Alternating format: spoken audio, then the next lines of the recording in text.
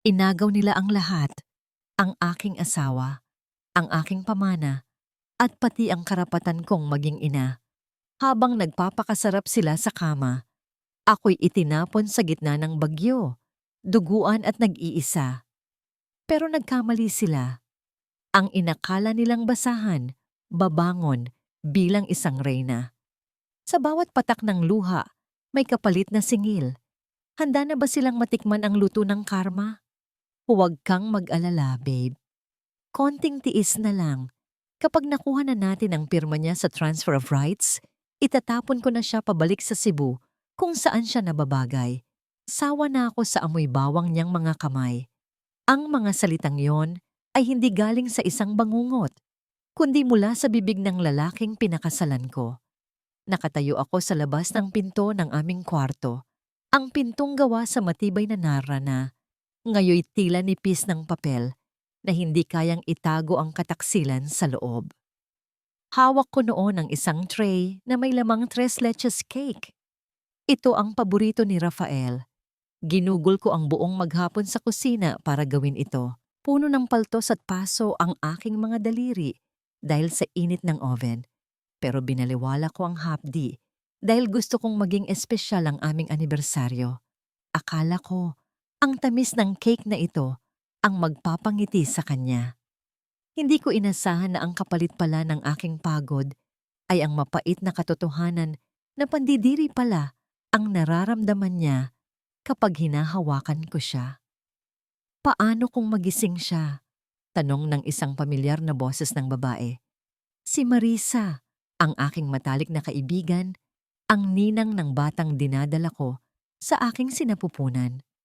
Tulog na yon, sagot ni Rafael, at narinig ko ang lagaslas ng kumot at ang kanilang halakhak na tila punyal na tumatarak sa aking dibdib. Masyadong pagod yon, kakalinis ng bahay para mapansin tayo. Namanhid ang buong katawan ko. Ang tray na hawak ko ay dahan-dahang dumulas mula sa aking nanginginig na mga kamay. Bago pa man ito tumama sa sahig, naramdaman ko na ang pagkadurog ng aking puso. Ang pagbagsak ng mabigat na porselana sa sahig ay lumikha ng isang matinis at basag na tunog na bumasag din sa katahimikan ng pasilyo. Ang cake na pinaghirapan ko ay naging isang makalat na tumpok ng gatas at harina sa makintab na tiles. Bumukas ang pinto. Iniluwan nito si Rafael na nakabalot lamang sa tuwalya at si Marisa na nakasuot ng aking seda na roba. Walang gulat sa kanilang mga mata, tanging inis lamang. Ano ba, Althea? Kahit kailan talaga, napaka-clumsy mo, bulyaw ni Rafael habang tinitignan ang kalat sa sahig, kaysa sa asawa niyang nanginginig sa sakit at galit. Hindi ako makahinga. Gusto kong sumigaw, gusto kong magwala, pero parang may bumabarang bato sa aking lalamunan. Ang tanging nagawa ko lang ay haplusin ang aking malaking tiyan, kung saan sumisipa ang aming anak. Tila nararamdaman din ang tensyon sa labas. Rafael? Marisa? Iyon lang ang lumabas sa bibig ko, isang paos na bulong. Bago pa man makasagot si Rafael, narinig ko ang tunog ng takong ng sapatos na papalapit mula sa hagdanan. Si Doña Concha. Ang kanyang presensya ay laging nagdadala ng lamig sa loob ng bahay. Mabuti naman at nalaman mo na, malamig na sabi ng biyenan ko. Hindi man lang siya tumingin sa akin. Lumapit siya kay Rafael at inabutan ito ng isang brown na envelope. Pagkatapos ay humarap siya sa akin at inihagis ang mga papel sa aking mukha. Ang matutulis na gilid ng papel ay humaplit sa aking pisngi bago nagkalat sa sahig, humalo sa nasirang cake. Ano to? Tanong ko, habang pinupulot ang isang papel na may tatak ng ospital. DNA test. Sagot ni Doña Concha, nakataas ang kilay at puno ng panghahamak ang mga mata. Huwag kang umarte na hindi mo alam. Ang batang yan, hindi yan dugo ng mga Montoya. Isa yang bastardo. Tila huminto ang ikot ng mundo ko. Mama, hindi po totoo yan. Si Rafael lang ang lalaki sa buhay ko. Alam ng Diyos? Huwag mong idamay ang Diyos sa kalaswaan mo, probinsyana. Sigaw ni Rafael. Lumapit siya sa akin at sa halip na tulungan akong tumayo, hinawakan niya ako ng mahigpit sa braso at kinaladkad pababa ng hagdan. Rafael, nasasaktan ako. Ang bata. Pagmamakaawa ko habang pilit akong humahakbang para hindi mahulog. Lumayas ka sa pamamahay ko. Naramdaman ko ang bawat hakbang pababa, ang bawat higpit ng kanyang hawak na nag-iiwan ng pasa sa aking balat. Wala silang awa. Si Marisa ay nakadungaw lang sa taas, nakangiti habang pinaglalaruan ang laylayan ng aking roba na suot niya. Pagbukas ng main door, sumalubong sa amin ang hagupit ng bagyo. Ang malakas na hangin ay tila nagbabadya ng isang trahedya. Walang pag-aatubili, itinulak ako ni Rafael palabas sa semento. Ang ulan ay agad na bumasa sa aking manipis na duster. Ang lamig ay tumagos hanggang sa aking buto. Nadapa ako sa basang semento at ang una kong inisip ay protektahan ang aking tiyan. Naramdaman ko ang paggasgas ng magaspang na bato sa aking mga tuhod at palad. Rafael, parang awa mo na. Humagulgol ako. Ang boses ko ay halos lunurin ng ugong ng hangin at ulan. Gumapang ako pabalik sa kanya. Niyakap ang kanyang binti na ngayon ay basa na rin ng ulan. Kahit wag na para sa akin, para na lang sa anak natin. Manganganak na ako anumang oras. Wala akong mapupuntahan. Tinabig niya ako na parang isang basahan. Tinitigan niya ako ng may pandidiri na mas masakit pa sa anumang sampal. Hindi ko anak ang batang yan. At ikaw. Wala ka ng halaga sa akin. Simula nang makuha ko ang mga recipe ng tatay mo. Doon ko napansin ang hawak ni Marisa na kanina pa nakamasid sa may pinto. Yakap-yakap niya ang lumang leather notebook ng aking ama. Ang nag-iisang pamana na iniwan niya sa akin. Ang kaluluwa ng Viridiana Foods. Ang notebook. Bulong ko. Akmang tatayo para bawiin ito. Pero huli na. Ang mabigat na bakal na gate ay dahan-dahang nagsara sa aking harapan. Nakita ko ang huling sulyap ni Rafael. Walang pagsisisi, walang pagmamahal. Tanging ang likod niya ang nakita ko habang inaalalayan niya si Marisa pabalik sa loob ng mainit at maliwanag na mansyon. Naiwan ako sa dilim. Ang tanging liwanag ay galing sa kidlat na paminsan-minsay gumuguhit sa langit na nagpapakita ng aking kaawa-awang anyo. Basang-basa, nakaluhod sa putikan, at tinakwil ng taong pinangakuan ko ng habang buhay. Sinubukan kong tumayo, pero biglang may pumunit na sakit sa aking ibabang bahagi. Napahawak ako sa aking tiyan at napasigaw, pero ang sigaw ko ay nilamon ng dagundong ng kulog. May mainit na likidong dumaloy sa aking binti, humalo sa malamig na tubig baha sa kalsada.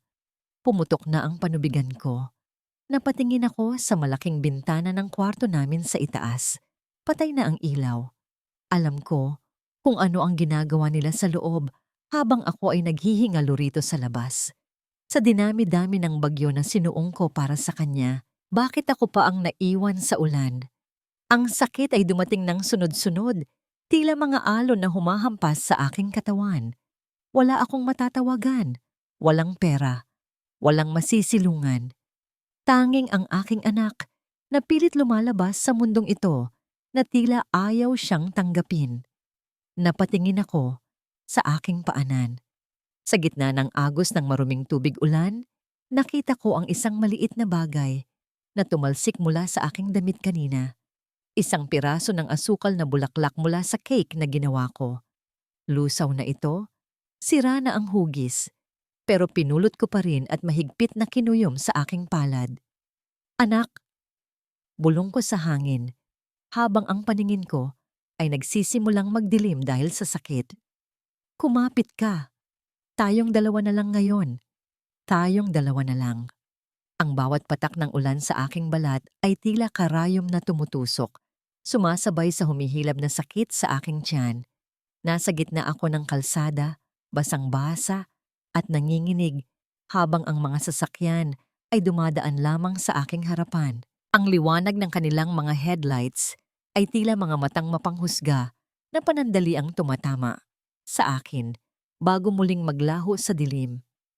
Pumara ako sa isang taxi na bumagal sa aking tapat. Nakita ko ang pag-asa sa paghinto ng gulong nito sa basang aspalto. Ngunit nang ibaba ng driver ang bintana at makita ang aking kalagayan, ang dugong humahalo sa putik sa aking binti, ang aking basag na anyo. Agad nagbago ang kanyang ekspresyon. "Manong, parang awa niyo na." Ang pagsusumamo ko. Ang boses ko ay halos hindi na marinig dahil sa ingay ng bagyo. "Manganganak na po ako." Tiningnan niya ako mula ulo hanggang paa na parang isang basurang makakadumi sa kanyang malinis na upuan. "Naku miss, wag na. Madudumihan ang upholstery ko. Maghanap ka na lang ng iba." Ang tunog ng pagsara ng bintana ay mas masakit pa sa sampal.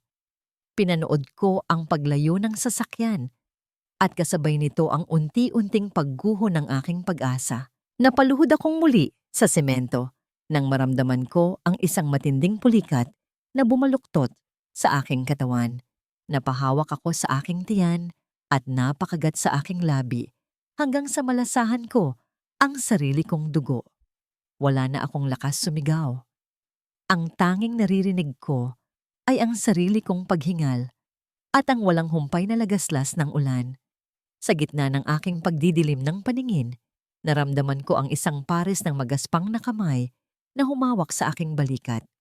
Hindi ito ang malambot na hawak ni Rafael, kundi isang hawak na puno ng kalyo, matatag at pamilyar sa hirap. "Diyos ko po, anong klaseng mga hayop ang nag-iwan sa'yo dito?" Isang matandang babae ang nakatayo sa aking harapan. Kahit sa dilim, naaninag ko ang kanyang kulubot na muka na nababasa ng ulan at ang suot niyang kupas na t-shirt. Ito si Nanay Suling, ang tindera ng gulay na madalas kong makita sa kanto, na noon ay palagi kong iniiwasan dahil sa utos ni Doña Concha na huwag makipag-usap sa mga hampas lupa. O hindi siya nag-aksaya ng panahon. Buong lakas niya akong inalalayan tumayo. Kahit na halos magkasing bigat lang kami. Pumara siya ng isang tricycle at nang hindi huminto ang driver, humarang siya mismo sa gitna ng daan. Ang kanyang boses ay mas malakas pa sa kulog. "Itakbo natin to sa klinik, bilis, kung ayaw mong mumultuhin ka ng konsensya mo habang buhay." Sigaw niya. Wala akong maalala sa biyahe, kundi ang lubak ng kalsada na nagpapalala sa sakit ng aking balakang at ang mahigpit na hawak ni Nanay Soling sa aking kamay. Paulit-ulit niyang ibinubulong na kumapit lang ako, na huwag akong bibitaw para sa bata. Ang init ng kanyang palad, ang tanging bagay na nagpaparamdam sa akin na buhay pa ako. Nakarating kami sa isang maliit na charity clinic sa gilid ng bayan. Ang amoy ng alkohol na humahalo sa amoy ng kalawang at lumang papel ang sumalubong sa akin. Ang ilaw sa kisame ay kumukurap-kurap, tila sumasabay sa nanghihina kong pulso. "Full dilation na! Ihanda ang delivery room!" Ining sigaw ng isang doktor na mukhang pagod na rin sa dami ng pasyente. Inihiga nila ako sa isang makitid na kama na may manipis na sapin. Wala ang mga makabagong kagamitan na ipinangako ni Rafael sa akin noon sa St. Luke's. Wala ang pribadong kwarto, ang epidural, o ang musika. Ang meron lang ay ang sakit, ang takot, at ang realidad na mag-isa kong itataguyod ang buhay na ito. "Sige misis, ire pa. Ilabas mo ang galit mo," utos ng doktor. Pumikit ako ng mariin. Sa bawat pag-ire, nakikita ko ang mukha ni Rafael at Marisa na nagtatawanan. Ang sakit ng panganganak ay humalo sa sakit ng pagtataksil. Ginamit ko ang galit na yon. Ang bawat hibla ng aking kalamnan ay sumigaw sa paghihirap. Pakiramdam ko ay mapupunit ang aking pagkatao sa dalawa. At pagkatapos, biglang nawala ang bigat. Isang kakaibang katahimikan ang bumalot sa kwarto. Nagmulat ako ng mata. Hinihintay ang tunog na magsasabing ligtas ang aking anak. Pero wala. Tahimik ang paligid. Nakita ko ang doktor na mabilis na kumikilos. Tinatapik ang maliit na katawan ng sanggol na hawak niya. Ang bata ay kulay ube, walang imik, at tila walang buhay. Bakit? Bakit hindi siya umiiyak? Ang tanong ko, ang boses ko ay basag at puno ng takot. Sinubukan kong bumangon pero pinigilan ako ni Nanay Soling. Magdasal ka, Ineng. Magdasal ka. Bulong ni Nanay Soling habang siya mismo ay napapapikit. Ang mga segundo ay tila naging oras. Ang tunog ng ulan sa bubong ay tila naging isang malungkot na awit ng pamamaalam. Diyos ko, wag naman po. Kinuha na nila ang asawa ko, ang bahay ko, ang dignidad ko. Wag niyo pong kunin ang anak ko. Siya na lang ang meron ako. At sa wakas, isang matinis at garalgal na iyak ang bumasag sa katahimikan. Iyon na yata ang pinakamagandang tunog na narinig ko sa buong buhay ko.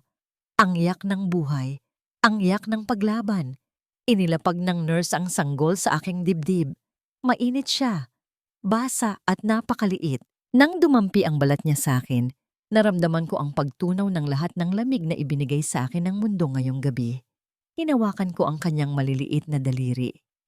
Elio, bulong ko, ang pangalang nangangahulugang araw. Ikaw ang araw ko sa gitna ng bagyong ito. Kinantahan ko siya ng mahina, isang oyayi sa Bisaya na itinuro pa ng aking ama. Ang aking luha ay pumatak sa kanyang pisngi, humalo sa kanyang unang ligo. Sa sandaling iyon, habang yakap ko siya, naramdaman ko ang pagbangon ng isang bagong Althea. Hindi na ako ang asawang iniwan. Ako ay isa ng ina. Habang inaasikaso ako ng nurse, narinig ko ang bulungan ng doktor sa may pinto. Swerte ng pasyente. May nagbayad na lalaki ng bill niya kanina. Nag-iwan pa ng extra para sa gamot. Pero umalis din agad, ni hindi nagpakilala. Napakunot ang noo ko. Lalaki? Imposibleng si Rafael. Baka namalikmata lang sila. Wala na akong panahon isipin yon dahil napadako ang tingin ko sa maliit na telebisyon na nakasabit sa dingding ng waiting area na natatanaw mula sa aking kinahihigaan. Naka-flash sa screen ang breaking news. Nakita ko ang larawan naming dalawa ni Rafael noong kasal namin. Masaya, puno ng pangako. Pero ang headline sa ilalim ay nagpatigil ng tibok ng puso ko. Trahedya sa pamilya Montoya, asawa ng CEO ng Veridiana Foods, pumanaw sa isang aksidente. Nanlaki ang aking mga mata. Sa screen, nakita ko si Rafael, nakasuot ng itim na suit na nagpupunas ng pekeng luha sa harap ng mga reporter. Sa tabi niya ay si Marisa, na umaarte ring nagluluksa habang hawak ang braso ni Rafael. Lubos kaming nagdadalamhati, ang sabi ni Rafael sa TV. Ang boses ay puno ng huwad na lungkot. Dahil sa nangyari at bilang respeto sa alaala ni Althea, ako na muna ang mag-aako ng buong pamamahala sa Veridiana Foods at sa lahat ng kanyang naiwang assets. Nabitawan ko ang laylayan ng kumot. Hindi lang nila ako pinalayas. Pinatay nila ako sa mata ng publiko habang buhay na buhay pa ako. Binura nila ang aking pag-iral para makuha ng buo ang kumpanya. Tumingin ako kay Elio na mahimbing nang natutulog sa aking tabi. Ang galit na naramdaman ko kanina ay nagbago.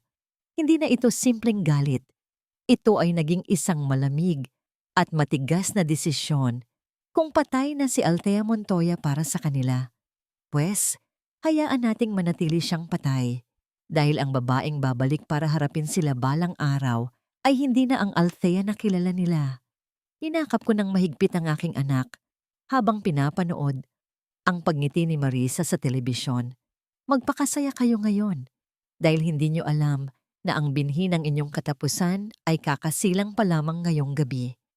Ang hangin sa pasil ay may dalang amoy na kumakapit hindi lamang sa damit, kundi pati na rin sa kaluluwa. Ang masangsang na amoy ng lansa ng nabubulok na basura at ng pawis ng libu-libong taong nakikipagbuno sa kahirapan araw-araw. Dati, ang amoy ng dagat ay nagpapaalala sa akin ng kalayaan at bakasyon. Ngayon, ito ay amoy ng aking bilangguan. Nakasiksik kami ni Elio sa isang maliit na kwartong gawa sa pinagtagpi-tagping yero at plywood. Tuwing umuulan, kailangan kong sahuran ng timba ang mga butas sa bubong at ang tunog ng tubig na pumapatak sa metal ay nagsisilbing malungkot na orasan ng aming buhay. 5 taon na ang nakalipas mula nang mamatay si Althea Montoya at ang natira na lamang ay si Tia, ang babaeng walang apelyido, walang nakaraan, at halos walang kinabukasan. Hinigpitan ko ang pagkakabigkis ng aking kupas na duster habang bitbit ko si Elio sa aking balakang. Payat ang aking anak. Ang kanyang mga mata ay masyadong malaki para sa kanyang maliit na mukha. Ang kalam ng kanyang sikmura ay parang patalim na humihiwa sa aking puso. Nay, gutom na po ako, bulong niya. Ang boses niya ay mahina, sanay sa pagtitiis. Konting tiis na lang, nak. Maghahanap si nanay ng trabaho ngayon, ha? Pag-uwi ko, may dala na akong masarap na ulam. Pilit akong ngumiti. Kahit na ang totoo ay wala na kaming kahit isang butil ng bigas sa garapon. Naglakad ako patungo sa isang karinderya sa labas ng palengke. Nakita ko ang karatula na naghahanap ng tagahugas ng pinggan. Pumasok ako nang may pag-asa. Bitbit ang natitira kong dignidad. Magandang umaga po, Manang. Mag-a-apply po sana ako. Bungad ko sa may-ari na abalang nagtataktak ng mantika mula sa pritong lumpia. Tiningnan niya ako, tapos ang tingin niya ay bumaba kay Elio na nakakapit sa aking palda. Umiling siya agad bago pa man ako makatapos magsalita. Naku, miss, hindi pwede. May dala kang bata. Iiyak lang yan. Maiistorbo ang mga customer ko. Besides, ang bagal kumilos ng may kargang bata. Humanap ka na lang ng iba. Iiwan ko po siya sa gilid, hindi po siya iiyak. Mabait po ang anak ko. Pagmamakaawa ko. Kahit pagkain na lang po ang sweldo, huwag na pera. Tinalikuran niya ako at ipinagpatuloy ang pagluluto. Ang usok at init mula sa kanyang kalan ay tumama sa aking mukha, kasabay ng pait ng pagtanggi. Buong maghapon paulit-ulit ang senaryo. Masyado akong payat, may dalang bata, mukhang sakitin. Walang tumanggap sa akin. Ang dating tagapagmana ng Veridiana Foods na sinanay sa pinakamahuhusay na culinary schools ay hindi man lang matanggap bilang tagahugas ng pinggan sa bangketa. Paglubog ng araw, binilang ko ang natitira kong barya. Sapat lang ito para sa 1 kilong bigas, pero kulang na para sa ulam. Naglakad ako papunta sa dulo ng palengke kung saan itinatapon ang mga reject na bahagi ng isda, mga ulo, buntot, at mga lamang loob na hindi nabili. Lumapit ako sa tindera. "Ale, magkano po ang isang tumpok nito?" Turo ko sa mga ulo ng isda na medyo nangingitim na ang mata. "20 na lang, ineng. Pasirado na rin ako." Binili ko ito. Pagkatapos, namulot ako ng mga piraso ng luya, sibuyas at kamatis na nalaglag sa sahig ng palengke. Hiningi ko na rin ang ilang piraso ng batuan na medyo pisa na. Para sa iba, basura ito. Pero sa akin, nakita ko ang potensyal. Pag-uwi sa aming barong-barong, isinalang ko ang maitim na kaldero sa ulingan. Hinugasan ko ng maigi ang mga ulo ng isda. Tinanggal ang lansa gamit ang asin at suka. Iginiya ko ang kutsilyo. Kahit tadtaran ay wala ako. Sa lumang plato ko lang hiniwa ang mga sangkap. Ngunit ang galaw ng aking kamay ay nanatiling elegante at pulido. Ang pagluluto ang tanging oras na nakakalimutan kong mahirap ako. Sa harap ng apoy, ako ay reyna muli. Inihulog ko ang mga sangkap. Ang amoy ng luya at tanglad ay unti-unting pumuno sa aming masikip na kwarto. Tinatalo ang amoy ng imbornal sa labas. Ginawa ko ang nilarang, isang Cebuano sour soup na paborito ng tatay ko. Wala man akong mamahaling isda, pero ibinuhos ko ang lahat ng teknik na alam ko para palabasin ang lasa mula sa mga buto. Nang kumulo ang sabaw, sumandok ako ng kaunti at tinikman ito. Pumikit ako. Ang asim ng batuan, ang anghang ng sili, at ang linamnam ng isda ay sumabog sa aking bibig. Napaluha ako. Hindi dahil sa sarap, kundi dahil sa alaala. Ito ang lasa ng bahay. Ito ang lasa ng pagmamahal na tinangka nilang nakawin sa akin. Mas masarap pa ito kaysa sa anumang pagkain na inihahain ni Rafael sa kanyang mga bisita. Ang bango naman, Nay, sabi ni Elio na nagising dahil sa amoy. Pinakain ko siya. Halos dilaan niya ang plato. Sa sarap. Nay, pwede po ba nating itong ibenta? Para makabili tayo ng tsinelas ko? Inosenteng tanong niya habang tinitignan ang kanyang mga paang nakayapak. Napaisip ako, bakit hindi? Kung ang basurang ito ay napasarap ko, baka may bumili. Kinabukasan, naglatag ako ng maliit na mesa sa gilid ng daanan. Inilagay ko ang malaking kaldero ng nilarang. Wala akong pwesto. Nakikipwesto lang ako sa lilim ng poste. Mainit na sabaw, nilarang, murang-mura lang. Sigaw ako. Pilit nilalakasan ng loob, kahit nanginginig ang tuhod sa hiya. May isang tricycle driver na huminto, naakit sa amoy. Pabili nga, miss. Mukhang masarap ah. Nang humigop siya ng sabaw, nanlaki ang mata niya. Grabe ang sarap. Lasang luto sa restaurant. Napangiti ako. Sa unang pagkakataon sa loob ng 5 taon, naramdaman ko ang init ng tagumpay. Sunod-sunod ang pagdating ng mga driver at kargador. Ubos agad ang kalahati ng tinda ko sa loob ng 1 oras. Sa di kalayuan, may isang lalaking nakasuot ng simpleng polo shirt at salamin ang tahimik na nanonood. Hindi siya bumili, pero nakatitig siya sa akin na parang sinusuri ang bawat galaw ko. Siya yung lalaking madalas kong makita sa paligid. Laging may dalang briefcase, pero hindi naman mukhang tagapalengke. Hindi ko na lang siya pinansin dahil abala ako sa pagsandok. Masaya na sana ang lahat. Binibilang ko na sa isip ko ang kikitain namin. Makakabili na ako ng gatas ni Elio.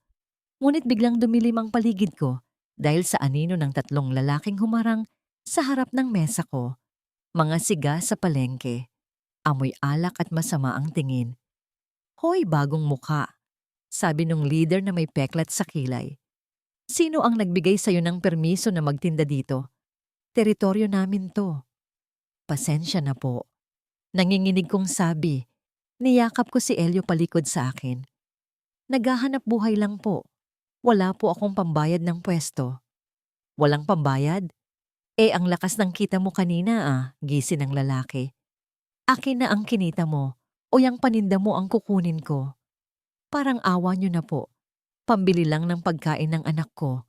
Mangyak-ngyak kong pakiusap. Hinigpitan ko ang hawak sa garapon ng barya. Ito lang ang meron kami. Hindi ko pwedeng ibigay. Maramot ka pala sigaw ng lalaki. Sa isang iglap, itinaas niya ang kanyang paa at buong lakas na sinipa ang mesa. Tumilapon ang kaldero. Tumama ito sa mabatong lupa. Lumikha ng maingay na pagkalansing ng metal na dumurog sa aking puso. Ang mainit na sabaw, ang nilarang na niluto ko ng may pag-asa at pagmamahal, ay kumalat sa maruming lupa. Humalo sa putik at alikabok. Ang mga ulo ng isda ay nagulungang parang mga basura muli. Ang usok mula sa natapong sabaw ay pumailan lang, dala ang amoy ng nasayang na pangarap. Napatili si Elio sa takot. Natahimik ang buong palengke, pero walang tumulong. Lahat ay takot sa mga siga. Pinanood ko ang paghalo ng kulay kahel na sabaw sa itim na lupa. Parang dugo ko ang dumanak. Ang lasa ng tagumpay kanina ay napalitan agad ng pait ng abo.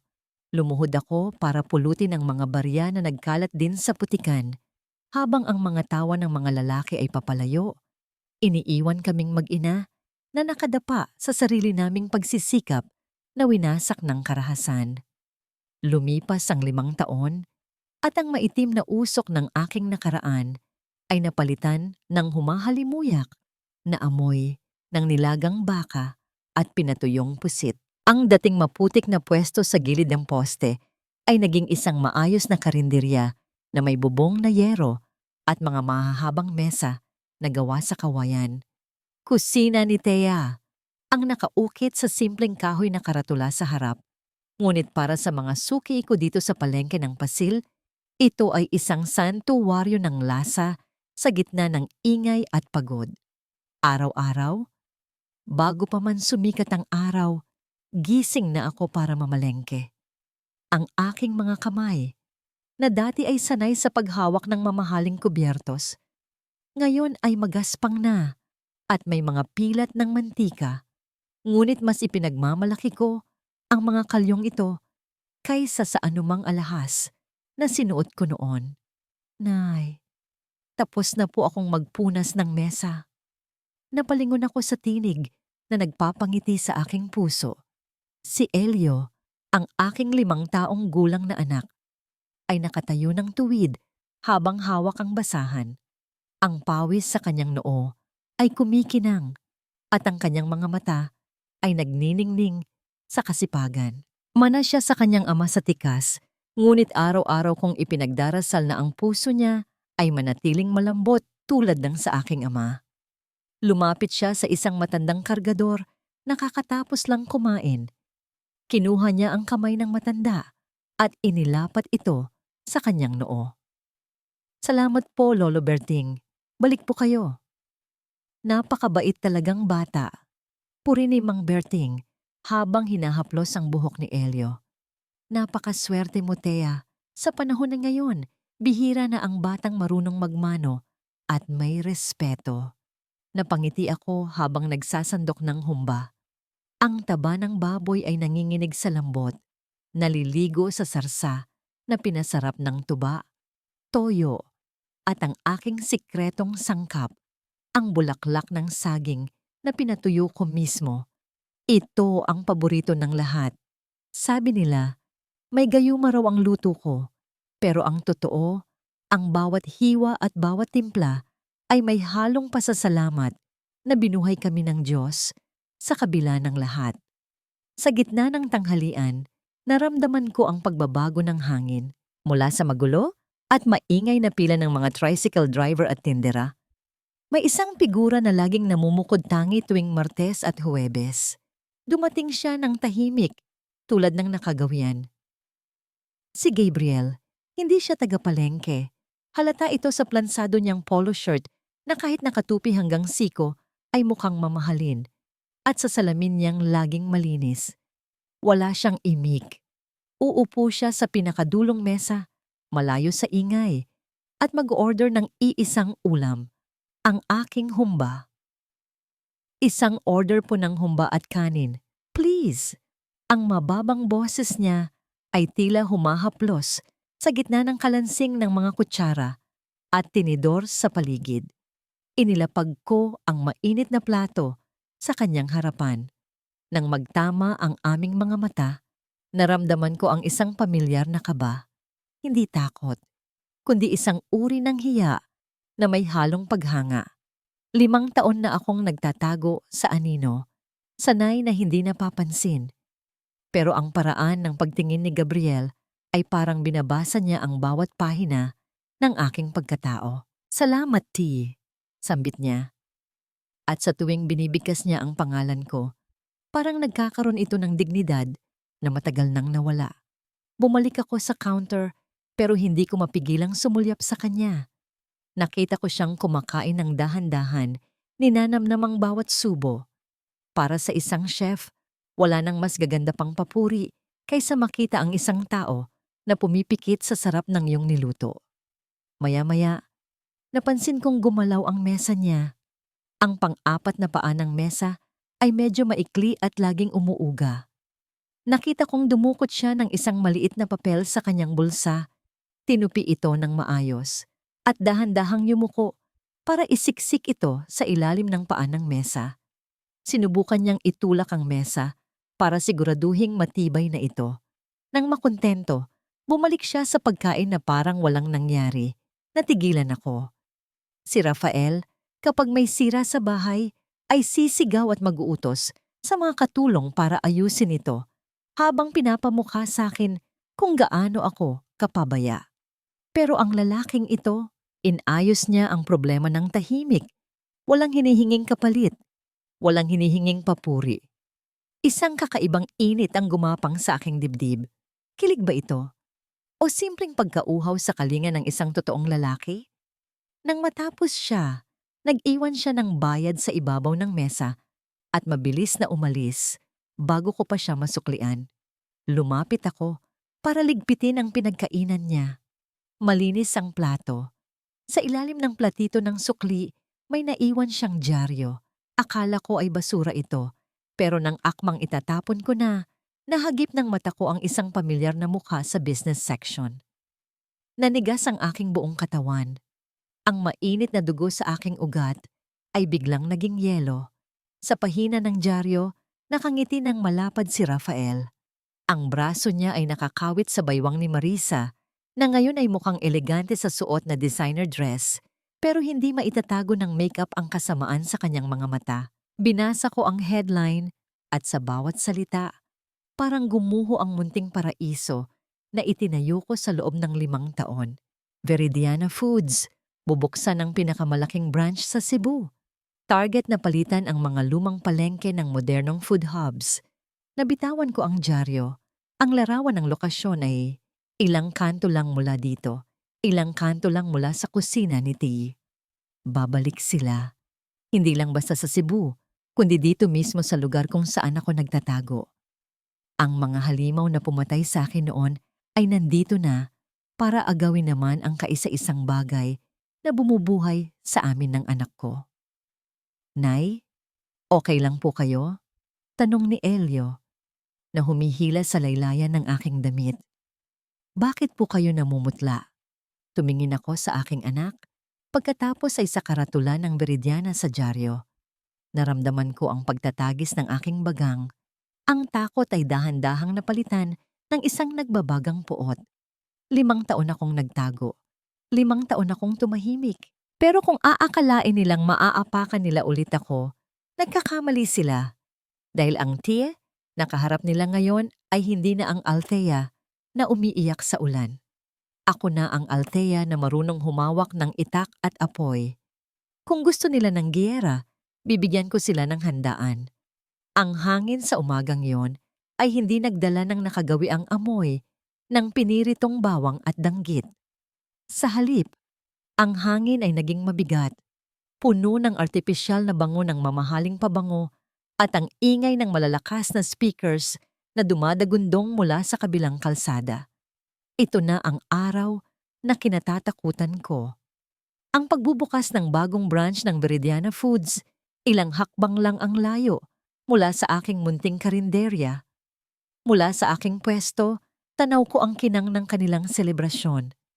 Mga makukulay na banderitas, pulang carpet na nakalatag sa ibabaw ng maruming semento, at mga bisitang nakasuot ng barong at gown na tila mga dayuhan sa aming mundo ng tsinelas at sando. Nakita ko si Rafael, nakatayo sa entablado, hawak ang mikropono, at ngumingiti ng buong ningning.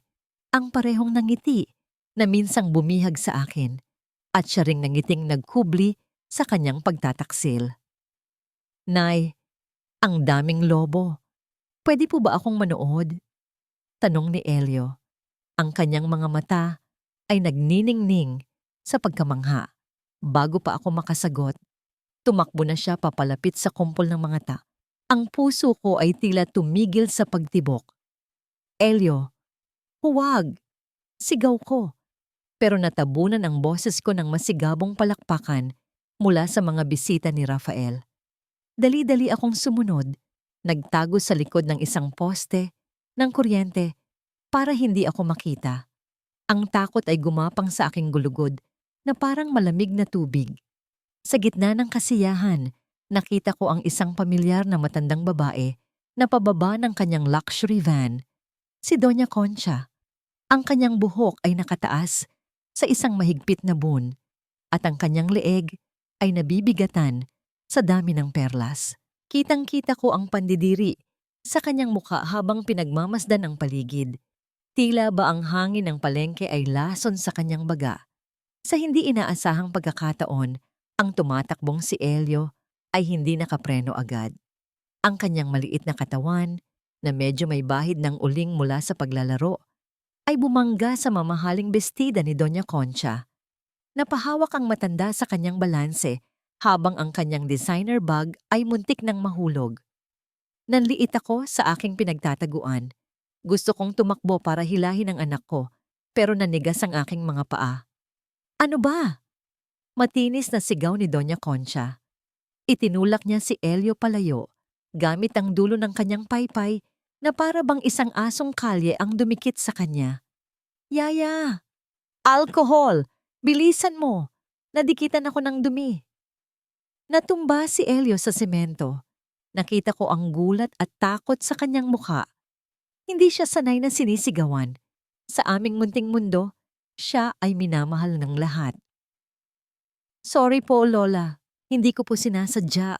Nanginginig na sabi ng anak ko, habang pilit na tumatayo at nagmamanusana bilang tanda ng paghingi ng tawad. Huwag mo akong hawakan.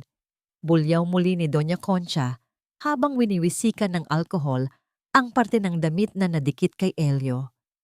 Saan ba ang magulang ng batang ito? Napakawalang modo. Ito ang hirap sa mga lugar na ganito. Puro mga hampas lupa ang nagkalat.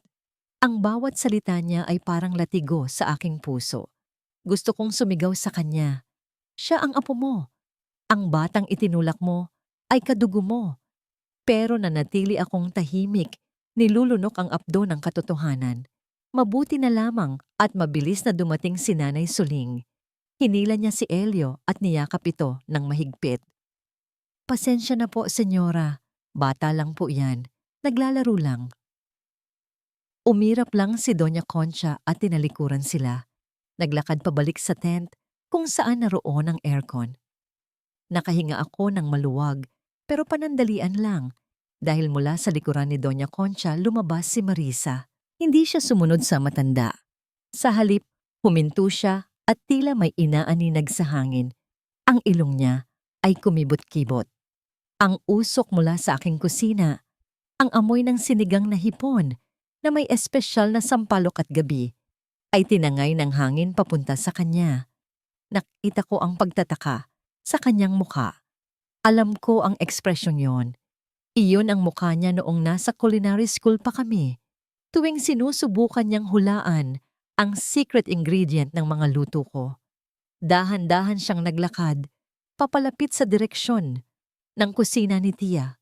Dali-dali akong tumakbo sa likod ng tindahan, nagtago sa likod ng mga nakatambak na sako ng bigas. Ang puso ko ay dumadagundong sa aking dibdib na parang tambol ng digmaan. Manang! Narinig kong tawag ni Marisa. Ang boses niya ay may halong arte at pagmamataas. Pabili nga ng sabaw niyo, yung naamoy ko kanina. Si Nanay Soling ang humarap. Yung sinigang po ba, ma'am? Sige po, uupo po ba kayo? Hindi. Ilagay mo sa cup. I just want to taste it. Utos niya habang pinapaipayan ang sarili. Nandidiri sa langaw na lumilipad-lipad. Sinandukan siya ni Nanay Soling. Mula sa siwang ng mga sako, kitang-kita ko ang bawat galaw ni Marisa. Kinuha niya ang cup. Tinignan muna ito ng may pagdududa bago dahan-dahang humigop ng sabaw. Nanlaki ang kanyang mga mata. Tumigil siya sa pagpaypay. Humigop siya ulit, mas matagal, ninanamnam ang lasa sa kanyang dila. Ang asim na hindi nanggagaling sa powder mix, kundi sa tunay na prutas. Ang lapot ng sabaw na galing sa gabi na dinurog ng pino. Ang signature technique na itinuro sa akin ng aking ama, na ako lang at siya ang nakakaalam. Binaba niya ang cup at tumingin sa paligid ng karinderya. Ang kanyang mga mata ay naniningkit sa hinala. Sino ang nagluto nito? Tanong niya kay Nanay Soling. Ang boses niya ay seryoso at matalim. Ako po, ma'am. Pagsisinungaling ni Nanay Soling, bagamat halata ang kaba sa boses nito. Recipe ng lola ko. Tinitigan siya ni Marisa mula ulo hanggang paa, halatang hindi naniniwala na ang isang matandang tindera ng gulay ay makakalikha ng ganoong klaseng balanse ng lasa. Talaga? Sarkastikong sagot ni Marisa. Dumukot siya ng 1,000 sa kanyang bag at inihagis sa mesa. Keep the change. Pero sabihin mo sa lola mo, masyadong pamilyar ang lasa ng luto niya. Lasang nakaw. Tumalikod siya at naglakad palayo habang may dinadayal sa kanyang cellphone. Kahit malayo na, narinig ko pa rin ang huling utos niya sa telepono. Ipacheck mo kung sino ang may-ari ng karinderya sa tapat ng site natin. Ngayon din, may kutob ako. Ang lasa, imposibleng buhay pa siya, pero kailangan kong makasigurado. Nang makaalis na ang sasakyan nila, lumabas ako sa aking pinagtataguan. Nanginginig ang aking mga tuhod. Niyakap ako ni Elio na umiiyak pa rin dahil sa pagkakatulak kanina. Nay masama po silang tao. Sumbong ni Elio. Ayoko na po sa kanila. Tahan na, anak. Bulong ko. Habang hinahaplos ang likod niya. Umuwi na tayo. Pero ang akala kong pahinga ay naging bangungot. Pagdating namin sa aming inuupahang kwarto sa dulo ng eskinita, nakita kong nakabukas ang pinto. Ang kandado ay sira at nakabitin na lang sa hamba. Pumasok ako nang dahan-dahan, hila-hila si Elio sa aking likuran. Ang aming maliit na silid ay magulo. Ang mga damit namin ay nakakalat sa sahig. Ang mga unan ay hiniwa. Halatang may hinahanap sila o sadyang nanggugulo lang para manakot. Sa gitna ng kwarto, sa ibabaw ng nagkalat na mga damit, nakita ko ang pira-pirasong basag na luwad. Ang alkansya ni Elio. Ang kulay rosas na baboy na gawa sa clay na pinag-ipunan niya ng bawat pisong napupulot o kinikita niya para mabili ang gusto niyang rubber shoes. Durug-durug na ito ngayon. Wala na ang mga barya. Lumapit si Elio at lumuhod sa harap ng mga basag na piraso. Pinulot niya ang tenga ng baboy at doon na siya humagulgol ng iyak. Ang iyak na punong-puno ng sakit ng isang bata na ninakawan ng pangarap. Nay, yung shoes ko, hagulgol niya. Tumulo ang luha ko, hindi dahil sa takot, kundi dahil sa matinding galit. Ito ang mensahe ni Marisa. Alam kong sila ang may gawa nito. Hindi pa man sila sigurado kung ako ito. Sinisigurado na nilang wasakin ang sino mang haharang sa dadaanan nila. Kinuha ko ang walis at tahimik na nilinis ang mga kalat. Sa bawat dampi ng walis sa sahig, sa bawat tunog ng basag na luwad na, isinisilid ko sa dustpan, nabubuo ang isang desisyon sa aking isipan. Akala nila matatakot ako? Akala nila magtatago ulit ako sa ilalim ng palda ng takot? Tinignan ko ang umiiyak kong anak. Hinalikan ko siya sa noo at pinatahan. Huwag kang mag-alala, Elio. Bulong ko. Ang boses ko ay matatag at malamig. Hindi lang sapatos ang bibilhin natin. Babawiin natin ang buong tindahan ng sapatos. Babawiin natin ang lahat. Nang gabing iyon, hindi ako natulog. Sa dilim ng kwarto, habang yakap ang aking anak, nakadilat ang aking mga mata, kasing talim ng mga kutsilyo sa aking kusina. Handa na ako. Kung gusto nilang maglaro ng apoy, ipapakita ko sa kanila kung paano magluto ang isang ina na wala nang mawawala. Akala ko ay tapos na ang bangungot nang makita ko ang basag na alkansya ni Elio. Ngunit simula pa lang pala iyon ng sunod-sunod na pagyanig. Kinaumagahan, bago pa man sumikat ang araw, nagmamadali akong pumunta sa aking karinderya upang maghanda ng almusal. Inaasahan ko ang amoy ng bawang at sinangag na sasalubong sa akin, pero iba ang humalik sa aking ilong. Ang masangsang at nakakasulasok na amoy ng langis ng makina. Nanlumo ako sa aking nakita. Ang mga malalaking kaldero na puno ng kaldereta at dinuguan na pinuyatan kong lutuin kagabi ay nangingitim na ngayon. Hindi dahil sa tuyo o dugo, kundi dahil sa itim na langis na ibinuhos ng kung sino sa aking paninda. Ang makapal na likido ay lumulutang sa ibabaw ng sarsa, tila lason na pumatay sa aking pinaghirapan. Sayang ang puhunan, sayang ang pagod, pero higit sa lahat, naramdaman ko ang kalupitan ng mensahe. Walang lugar ang luto mo dito. Napaupo ako sa bangkito, ang aking mga tuhod ay tila nawalan ng buto. Wala akong lakas na magalit, tanging pagod lang ang nararamdaman ko. Paano ko ipapaliwanag kay Elio na wala na naman kaming kikitain ngayong araw. Sa gitna ng aking pagtulala, naramdaman ko ang presensya ng isang tao sa aking likuran. Hindi ito ang mga siga sa palengke. Ang yabag ng kanyang sapatos ay mabigat at puno ng awtoridad.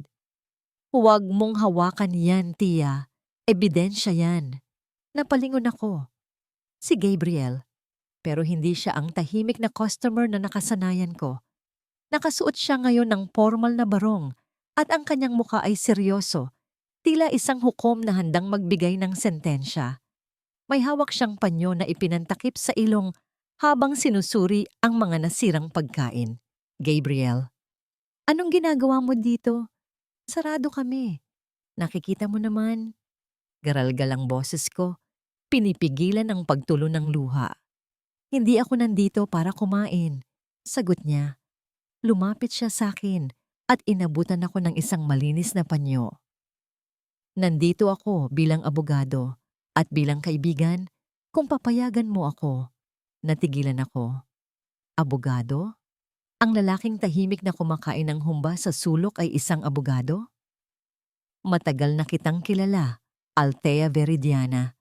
Pagpapatuloy niya at ang pagbanggit niya sa tunay kong pangalan ay nagpatigil ng tibok ng puso ko. Alam ko ang ginawa nila sa'yo. Alam ko kung paano kanila inalisan ng karapatan sa sarili mong kumpanya. Umatras ako. Ang takot ay bumalot muli sa akin. Paano? Paano mo nalaman? Tauhan ka ba nila? Umiling siya.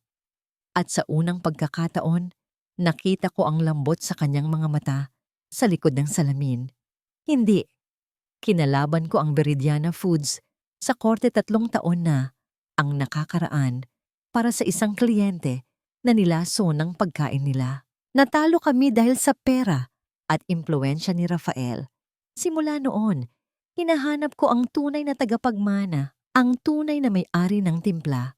Lumapit siya ng isang hakbang, hindi nananakot, kundi nag-aalok ng sandalan. Huwag kang matakot sa akin. Ang laban mo ay laban ko rin, pero hindi mo sila kaya kung mag-isa ka lang na nagtatago sa palengke. Bumigay ang aking depensa. Ang pader na itinayo ko sa loob ng 5 taon ay gumuho sa harap ng katotohanang may isang taong nakakakilala at naniniwala pa rin sa akin. Napaupo ako muli at tinakpan ang aking mukha ng panyo ni Gabriel. Doon ko ibinuhos ang iyak na kanina ko pa pinipigilan. Naramdaman ko ang pag-upo niya sa tabi ko. Hindi niya ako niyakap, marahil ay bilang respeto, pero hinawakan niya ang aking kamay na nanginginig at puno ng mantika. Ang palad niya ay mainit, magaspang pero banayad. Mahigpit ang kanyang hawak, tila sinasabing nandito lang ako, hindi ka na mag-isa. Pagod na ako, Gabriel. Humihikbi kong sumbong. Gusto ko lang naman bumuhay ng anak. Bakit hindi nila ako tantanan? Dahil takot sila sa'yo, mahinahon niyang sagot. Takot sila na malaman ng mundo na ang lasa ng tagumpay nila ay galing sa babaeng tinapon nila sa putikan. Pero Althea, ang hustisya ay parang pagluluto ng humba. Kailangan ng oras, kailangan ng tamang apoy. At ngayon, handa na ang apoy. Nang kumalma na ako, tinulungan niya akong maglinis. Isang respetadong abogado, nagbubuhat ng mga kalderong puno ng maruming mantika. Pinanood ko siya at sa sandaling iyon, naramdaman ko ang isang kakaibang init sa aking dibdib. Hindi galit, kundi pag-asa. At siguro, konting pagtingin. Nang matapos kami at paalis na sana siya para maghanda ng mga dokumento, lumapit si Nanay Soling. Kanina pa pala siya nakamasid sa malayo. T, tawag ni Nanay Soling. May dinukot siya sa kanyang luma at punit-punit na pitaka. Isang kalawanging susi na may nakataling pulang sinulid. Ano to, Nay? Bago namatay ang tatay mo, ang Senyor Veridiana, madalas siyang pumunta dito sa palengke para mamili ng fresh na isda. Naging suki ko siya.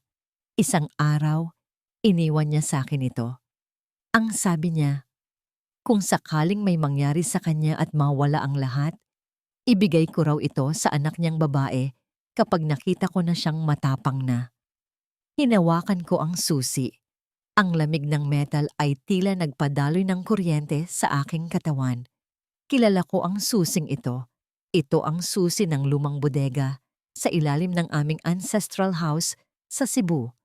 Ang lugar kung saan unang nag-eksperimento si Papa ng mga sauces. Matapang ka na, anak. Ngiti ni Nanay Soling habang pinipisil ang balikat ko. Handa ka na. Tila nagtahi-tahi ang lahat. Ang tadhana, ang mga taong tumulong sa akin. Ang lahat ng ito ay paghahanda para sa sandaling ito. Ngunit bago ko pa man mayakap si Nanay Soling, isang motorsiklo ang huminto. Sa harap ng aming tindahan, ang rider ay may suot na uniforme ng korte. Kayo po ba si T? Tanong ng rider, tinitignan ang pangalan sa papel. O mas kilala bilang Althea Veridiana? Nagkatinginan kami ni Gabriel. Tumango ako ng dahan-dahan. Inabot ng rider ang isang puting sobre. Subpuena po. Kaso mula sa Veridiana Foods Corporation. Kinuha ko ang sobre. Ang papel ay makinis at mamahalin, kabaligtaran ng maruming paligid namin. Binuksan ko ito at binasa ang laman. Kasong isinampa, intellectual property theft at copyright infringement. Nagsakdal, Rafael Montoya at Marisa de los Santos. Inaakusahan nila ako ng pagnanakaw ng Veridiana recipe, ang recipe na ako mismo ang lumikha, ang recipe na nasa dugo at alaala ko. Ang kapal ng mukha nila ay hindi masusukat. Ninakaw na nila ang kumpanya. Ngayon pati ang karapatan kong magluto ng sarili kong pamana ay gusto nilang angkinin. Gusto kong matakot. Gusto kong maiyak ulit. Pero nang tignan ko si Gabriel, nakita ko siyang tumango. Tila hinihintay ang reaksyon ko. At nang haplusin ko ang susing bigay ni Nanay Soling sa aking bulsa, naramdaman ko ang presensya ng aking ama. Pinunit ko ang sobre, pero itinago ko ang sulat. Sabihin mo sa amo mo, sabi ko sa rider. Ang boses ko ay hindi nagaralgal, kundi matalim at buo. Tinatanggap ko ang hamon. Magkita kami sa korte at sabihin mo rin, maghanda sila ng panlasa dahil ipapakain ko sa kanila ang katotohanan. Umalis ang rider. Naiwan kaming nakatayo doon. Ako, si Gabriel at si Nanay Soling. Ang amoy ng langis ay nandoon pa rin, pero hindi na ito amoy ng pagkatalo. Ito ay amoy ng nagsisimulang gera. Ang bigat ng subpina sa aking kamay ay tila bigat ng isang hatol ng kamatayan. Nakatitig ako sa papel habang nakaupo sa madilim na sulok ng aming silid. Ang bawat letra ng akusasyon ay parang mga langgam na kumakain sa aking tapang. Gusto ko sanang sumuko na lang. Gusto kong tumakbo papalayo, magtago sa isang isla kung saan hindi kami mahahanap ng impluensya ni Rafael. Pagod na ako. Ang katawan ko ay bugbog na sa trabaho at ang puso ko ay lasog-lasog na sa 5 taong pagtatago. Baka tama sila. Baka wala akong karapatang lumaban. Baka dapat ko na lang tanggapin na ako ay isang talunan. Ngunit ang katahimikan ng aking pagmumuni-muni ay binasag ng pagbukas ng pinto. Pumasok si Elio at ang hitsura niya ay dumurog sa huling hibla ng aking pag-aalinlangan. Ang kanyang puting uniforme ay puno ng putik. Ang kanyang tuhod ay may gasgas na nagdurugo. At ang pinakamasakit sa lahat, ang kanyang mga mata na laging masayahin ay namamaga ngayon sa kakaiyak. Anak, anong nangyari? Dali-dali akong lumapit at lumuhod sa harap niya. Sinisiyasat ang kanyang mga sugat. Nay, humahagulgol niyang sumbong. Ang kanyang maliliit na balikat ay nanginginig sa bawat hikbi. Sabi ng mga kaklase ko, magnanakaw daw po kayo. Nakita daw nila sa TV yung balita. Sabi ng tatay nila, makukulong daw kayo at mapupunta ako sa ampunan. Naramdaman ko ang paghinto ng mundo. Ang dugo sa aking ugat ay tila kumulo. Kaya kong tiisin ang gutom. Kaya kong tiisin ang pang-aalipusta ni Doña Concha. Pero ang makita ang anak ko na nasasaktan at pinaluluha Dahil sa kasinungalingan ng mga taong sumira sa amin. Hindi. Ito ang hangganan. Pinunasan ko ang luha ni Elio gamit ang dulo ng aking duster. Niyakap ko siya ng mahigpit. Ipinararamdam sa kanya na hinding-hindi ko siya bibitawan. Makinig ka, Elio. Bulong ko. Ang boses ko ay mababa, ngunit matigas na parang bakal. Hindi magnanakaw ang nanay mo at hinding-hindi ka mapupunta sa ampunan. Dahil simula ngayon, hindi na tayo magtatago. Pinatunog ko ang tubig sa gripo at maingat na nilinis ang kanyang mga sugat. Habang pinapanood ko ang pagdaloy ng tubig na humahalo sa dumi at dugo, naalala ko ang sinabi ng aking ama noong bata pa ako, noong unang beses akong napaso sa kusina at gusto ko nang umiyak. Althea, ang tunay na chef ay hindi takot sa apoy. Ang apoy ay hindi kalaban. Ito ay kasangkapan. Kung napasok ka, ibig sabihin ay buhay ka. Gamitin mo ang init para lutuin ang pinakamasarap na putahe ng iyong buhay. Tumayo ako at nagpunta sa lumang cabinet. Kinuha ko ang isang bagay na matagal ko nang itinago sa ilalim ng mga damit, ang lumang apron ng aking ama. Kupas na ito, may mantsa ng toyo na hindi na maalis, pero amoy pa rin dito ang pamilyar na aroma ng mga pampalasa. Isinuot ko ito. Itinali ko ang tali sa aking likuran ng mahigpit, tila nagbibihis para sa isang digmaan. Itinali ko rin ang aking buhok paitaas. Inilalantad ang aking mukha na wala nang bahid ng takot. Kinuha ko ang mumurahin kong cellphone. Wala akong mamahaling camera o studio lights tulad ng meron ang Veridiana Foods. Ang meron lang ako ay isang lumang mesa, isang kalan, at ang katotohanan. Pumunta ako sa kusina ng karinderya. Madilim na. Tanging ang ilaw ng poste sa kalye ang nagbibigay liwanag. Inilagay ko ang cellphone sa ibabaw ng tumpok ng mga libro para maging tripod. Pinindot ko ang live. Hindi ko ipinakita ang aking mukha. Itinutok ko lang ang kamera sa aking mga kamay na puno ng kalyo, peklat ng paso, at hiwa ng kutsilyo, mga kamay ng isang inang nagtatrabaho. Magandang gabi, panimula ko. Ang boses ko ay kalmado, pero may bigat na tumatagos sa screen. Kilala niyo ako bilang si Tia, ang tindera sa palengke. Pero ngayon, gusto kong ikwento sa inyo ang tungkol sa isang recipe. Ang recipe na ninakaw di umano. Sinimulan kong maghiwa ng sibuyas. Ang tunog ng kutsilyo na tumatama sa tadtaran ay mabilis at pulido. Isang ritmong nagsasalaysay ng taon-taong karanasan. Ang tunay na sinigang, hindi nadadaan sa powder. Patuloy ko habang pinipiga ang mga hinog na sampalok sa isang mangkok ng tubig. Ang katas ay dumadaloy sa aking mga daliri. Tulad ng katotohanan, kailangan itong pigain. Masakit sa sugat, mahapdi sa mata, pero kailangan para lumabas ang tunay na asim. Habang niluluto ko ang ulam, ikinuwento ko ang aming buhay nang hindi nagbabanggit ng pangalan. Ikinuwento ko ang isang babaeng pinagpalit sa iba, ang inang nanganak sa bagyo, at ang batang inagawan ng kinabukasan. Ang bawat sangkap na inihuhulog ko sa kumukulong sabaw ay may kaakibat na alaala. Sinasabi nila na ang recipe ay pag-aari ng kumpanya. Sabi ko habang inihahain ang mainit na sabaw sa isang simpleng mangkok. Pero paano magiging sa kanila ang isang bagay na hindi naman nila kayang lutuin ng may puso? Ang lasa ay hindi nananakaw. Ang lasa ay nasa kamay ng nagmamahal. Sa huli, iniharap ko ang kamera sa aking sarili. Tinitigan ko ang lente ng diretso na para bang nakatingin ako sa mata ni Rafael. Ako si Althea Veridiana at hinahamon ko ang Veridiana Foods. Magluto tayo. Live, walang editing, walang script. Hayaan nating ang taumbayan ang humusga kung sino ang tunay at kung sino ang peke. Pinatay ko ang video. Nanginginig ang aking mga kamay, hindi sa takot, kundi sa adrenaline.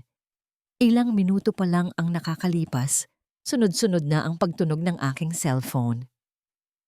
Ang mga notification ay pumapasok ng mabilis. Mga puso, mga shares, mga komento ng galit at suporta. Ang kwento ng ina sa palengke ay kumakalat na parang apoy sa tuyong damo. Habang hinihintay kong humupa ang aking damdamin, naalala ko ang susi na ibinigay ni Nanay Soling. Sabi niya, nasa lumang simbahan ng Santo Niño ang sagot. Agad kong tinawagan si Gabriel. Nagkita kami sa tapat ng simbahan.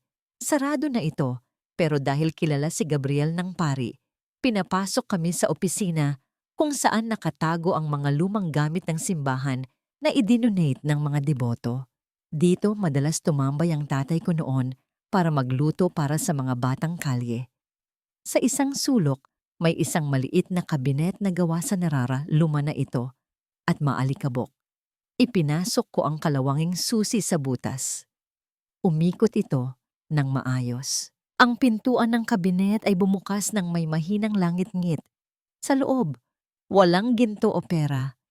Ang naroon ay mga lumang kwaderno, 12 kwaderno na may sulat kamay ng aking ama. Kinuha ko ang isa at binuksan. Napaluha ako nang makita ko ang pamilyar na sulat ni Papa. Nakasulat doon ang bawat recipe, bawat eksperimento, at higit sa lahat, ang mga petsa. Gabriel, tignan mo, tawag ko, nanginginig ang boses. Ang dates, ang recipe ng Veridiana Special Sauce. Nakasulat dito na naimbento ito ni Papa noong high school pa lang ako at may pirma pa ng notaryo ng simbahan dahil idinonate niya ang rights nito sa charity noon pa man. Binasa ni Gabriel ang dokumento at isang matagumpay na ngiti ang sumilay sa kanyang mga labi. Hinawakan niya ang aking balikat. Ito ang alas natin, Althea. Ang recipe na inaangkin nila ay technically pag-aari ng charity ng simbahan at ikaw ang trustee. Hindi nila pwedeng angkinin ang hindi sa kanila. Yinakap ko ang mga kwaderno, parang niyayakap ko si Papa. Sa wakas, may sandata na ako. Bumalik kami sa karinderya na may dalang bagong pag-asa. Ngunit pagbukas ni Gabriel ng TV sa kanyang sasakyan, nakita namin ang breaking news. Nasa screen si Rafael, nasa loob siya ng kanyang magarang opisina, nakaupo sa kanyang leather chair habang ini-interview. Mukha siyang relax, kampante, at nangingibabaw. Napanood ko ang video ng dati kong asawa, sabi ni Rafael, at may bahid ng pang-uuyam sa pagbigkas niya ng asawa. Nakakatuwa na buhay pa pala siya. At tungkol sa hamon niya, tinatanggap ko. Gusto ng tao ng show? Bibigyan ko sila ng show. Sa Sabado, sa grand opening ng Veridiana Cebu. Doon natin tapusin ito. Ngumiti siya sa camera. Isang ngiti na hindi umaabot sa mata. Isang nanangiti ng isang taong alam ang resulta ng laro bago pa man ito magsimula. Gabriel, bulong ko, habang pinagmamasdan ang mapagmataas na mukha ni Rafael. Bakit parang hindi siya kinakabahan? Tiningnan ni Gabriel ang kanyang cellphone at napabuntong hininga ng malalim. Ipinakita niya sa akin ang isang mensahe mula sa kanyang contact. Dahil hawak niya ang mga hurado, Althea, ang head judge ng competition ay kakilala ko at kaka-receive lang niya ng bagong sasakyan mula sa isang anonymong donor kaninang hapon. Nanlamig ako. Akala ko, sapat na ang katotohanan. Pero sa mundo ni na Rafael, ang katotohanan ay nabibili. Handa akong lumaban sa kusina. Pero paano ako mananalo sa isang laban kung saan ang magpapasya ay bayad na bago pa man ako makapaghiwa ng unang sibuyas? Tiningnan ko ang mga kwaderno ni Papa sa aking kandungan. Tiningnan ko ang natutulog na si Elio sa backseat. Lulutuin ko pa rin ang pinakamasarap na pagkain, Gabriel, sabi ko, habang pinipigilan ang panginginig ng aking kamay. Kahit na bulag ang hurado, ipaparamdam ko sa buong mundo ang lasa ng hustisya. Pero sa loob-loob ko, nandoon ang takot. Dahil sa Sabado, hindi lang dangal ko ang nakataya. Kapag natalo ako, kukunin nila si Elio. At iyon ang hindi ko mapapatawad. Ang buong Cebu ay tila nagising sa isang digmaan na hindi ginagamitan ng baril, kundi ng sandok at kawali. Mula nang tanggapin ni Rafael ang hamon ko sa telebisyon, ang aking munting karinderya ay naging sentro ng atensyon. Ang mga reporter ay parang mga langaw na nag-aabang sa labas. Ang kanilang mga kamera ay nakatutok sa bawat galaw ko, naghihintay na ako ay madapa o magkamali. Sa loob, ang tensyon ay kasing init ng mantika sa kawali. Si Gabriel ay abala sa pakikipag-usap sa telepono. Ang kanyang noo ay nakakunot habang sinusubukang salagin ang mga black propaganda na ipinakakalat ng kampo ni Rafael. Sinasabi nilang baliw daw ako na peke ang aking pagkakakilanlan at isa lamang akong desperadong babae na humahabol sa pera. Althea! Tawag ni Gabriel matapos ibaba ang telepono. Lumapit siya sa akin habang nagbabalat ako ng patatas. Ang kanyang boses ay kalmado, isang pader na sandalan ko sa gitna ng bagyo. Handa na ang press conference mamaya, pero kailangan mong maging handa. Hindi lang tungkol sa luto ang itatanong nila. Hahalukayin nila ang nakaraan mo, ang pagbubuntis mo, ang pagkawala mo. Dudurugin nila ang pagkatao mo para mawala ang kredibilidad mo. Itinigil ko ang pagbabalat. Tinignan ko ang aking mga kamay. Magaspang, may mantsa ng eluya, ngunit matatag. Pagkatapos ay tumingin ako sa kanya ng diretsyo. Alam ko, Gabriel, pero wala na silang mahahalukay na wala pa akong naranasan. 5 taon nila akong hinubaran ng lahat. Ano pa bang ikakahiya ko? Ang pinakamalaking takot ko ay hindi ang media, kundi ang kaligtasan ni Elio. Kaya naman, buong araw ay hindi ko siya inalis sa aking paningin. Ngunit ang kasamaan ay tila anino. Laging nakahanap ng paraan para makapasok sa liwanag. Kinahapunan, habang abala kami ni Gabriel sa pag-aayos ng mga dokumento, nagpaalam si Elio na maglalaro lang sa likod ng tindahan kung saan naroon ang mga alaga naming manok. Ilang minuto pa lang siyang nawawala. Nakarinig ako ng isang pamilyar na tinig na tumatawag sa aking anak. Elio, Apo. Ang boses ay kay Doña Concha. Ngunit hindi ito ang matinis at galit na boses na nakasanayan ko. Ito ay malambing, mapanlinlang, na para bang boses ng isang mangkukulam na nag-aalok ng mansanas. Dahan-dahan akong sumilip sa siwang ng pinto. Nakita ko si Doña Concha kasama si Marisa na nakatayo sa may eskinita. May hawak si Marisa na isang malaking laruang robot, ang klase ng laruan na laging tinititigan ni Elio sa bintana ng department store, pero hindi namin kayang bilhin. Halika dito, Apo. May regalo sa'yo si Lola. Alok ni Doña Concha, ang kanyang ngiti ay hindi umaabot sa mata. Si Elio, sa kanyang inosenteng pag-iisip, ay dahan-dahang lumapit, naakit sa laruan. Huwag kang lalapit, anak. Malakas kong sigaw na nagpatigil sa lahat. Nagmamadali akong lumabas. Kasunod si Gabriel. Hinarang ko si Elio sa aking likuran. Ang aking katawan ay nagsisilbing panangga. Tinitigan ko ang 2 babae nang may nag-aapoy na galit. Anong kailangan niyo sa anak ko? Matigas kong tanong. Tumawa si Marisa, isang tawang walang kagalakan. Relax, Althea. Namimiss lang daw ni Donya ang apo niya. Besides, gusto lang naming mag-alok ng peace offering. Itinuro niya ang robot. Alam naming malapit na ang competition. Pwede namang hindi na natin ituloy, di ba? Umalis na lang kayo ng Cebu. Bigyan namin kayo ng pera, sapat na para magsimula sa ibang lugar. Para na rin sa kapakanan ng bata. Ayaw mo naman sigurong lumaki siyang walang ama, di ba? Naramdaman ko ang paghigpit ng hawak ni Elio sa aking palda. Ito ay isang banta, isang malinaw na mensahe. Sumuko ka o idadamay namin ang anak mo. Bago pa ako makasagot, si Nanay Soling at ang iba pang mga tindera sa palengke ay lumabas. Mula sa kani-kanilang mga pwesto, Dala-dala nila ang kanilang mga sandok, walis, at itak na panadtad. Tahimik silang pumalibot sa amin, bumubuo ng isang pader ng mga ordinaryong tao na handang ipagtanggol ang isa sa kanila. "Wala kayong makukuha dito, mga bruha," sigaw ni Nanay Soling. "Umalis na kayo kung ayaw niyong gawin naming tinola ang mga extension ng buhok niyo." Natigilan si Marisa at Doña Concha. Hindi nila inaasahan ang pagkakaisa ng komunidad. Sa mundo nila, ang pera ang nagpapatakbo sa lahat. Dito sa palengke, ang puso at pakikisama ang batas. Umatras sila. Pero bago sumakay sa kotse, may huling sinabi si Marisa na tumatak sa aking isipan. "Sige, magpakabayani ka ngayon, Althea. Tignan natin kung sino ang iiyak sa Sabado."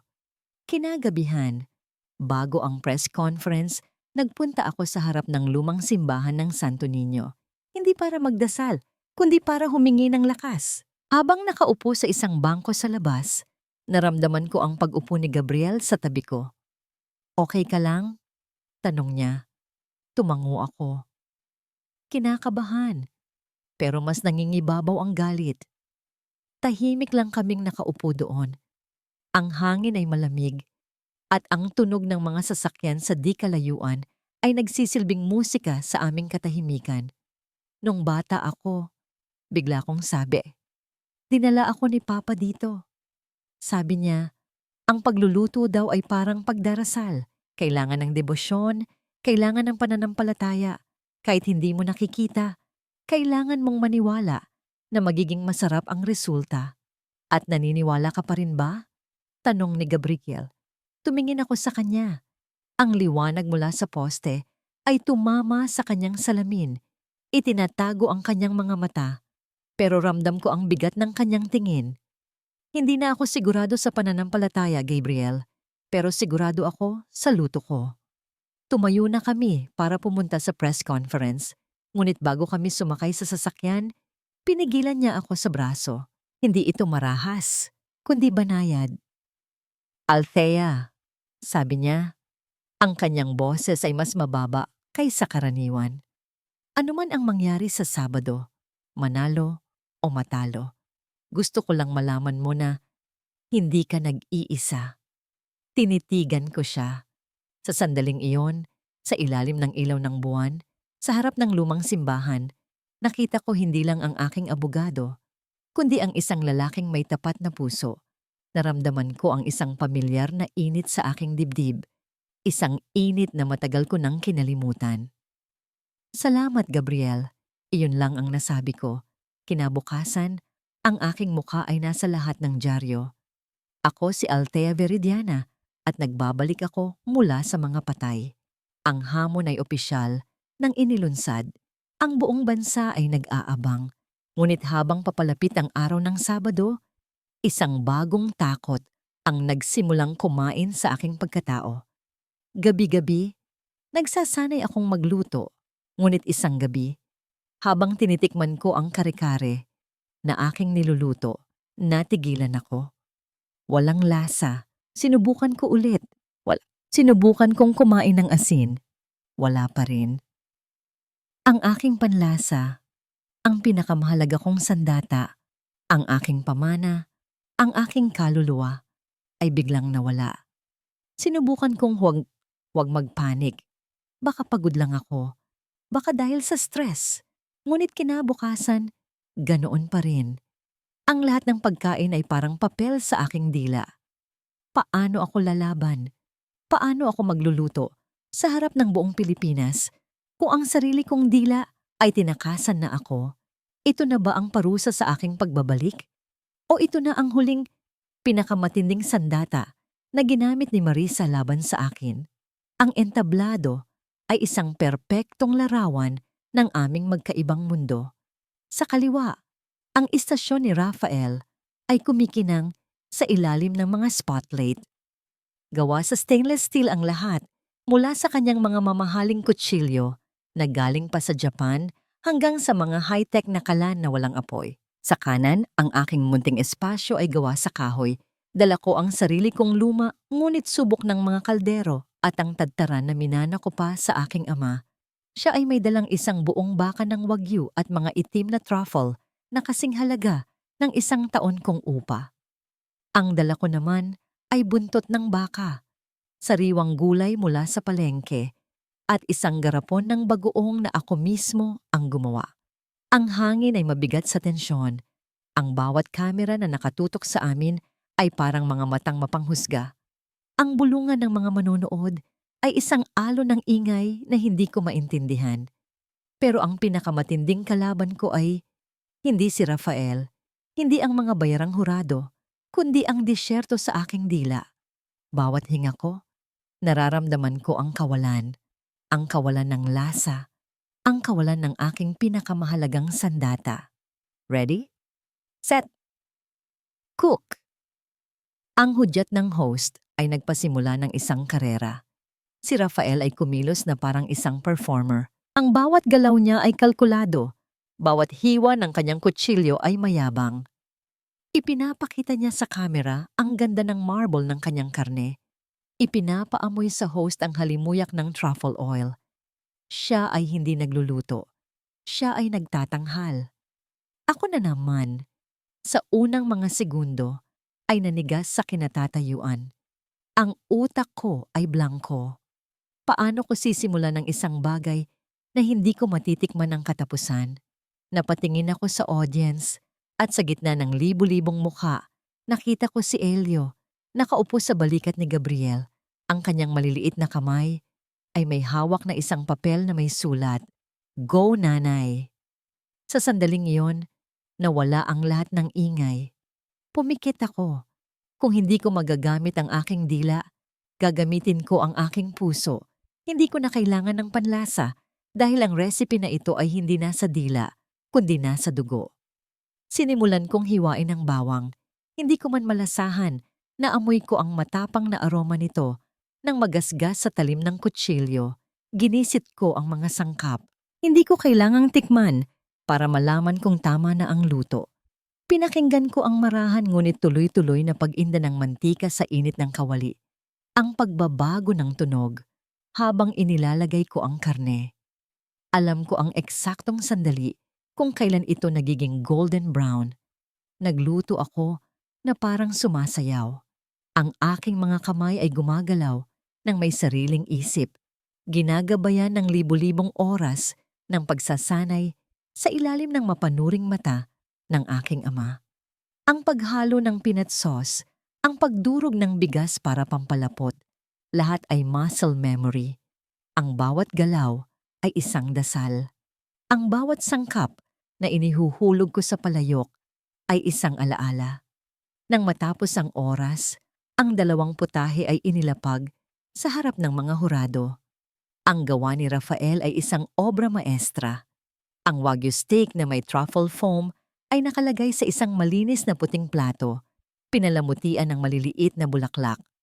Mukha itong pagkain na nagkakahalaga ng 10,000 piso. Ang gawa ko naman ay isang simpleng mangkok ng kare-kare. Makapalang sarsa, puno ng gulay, at may kasamang mainit na kanin at bagoong sa gilid.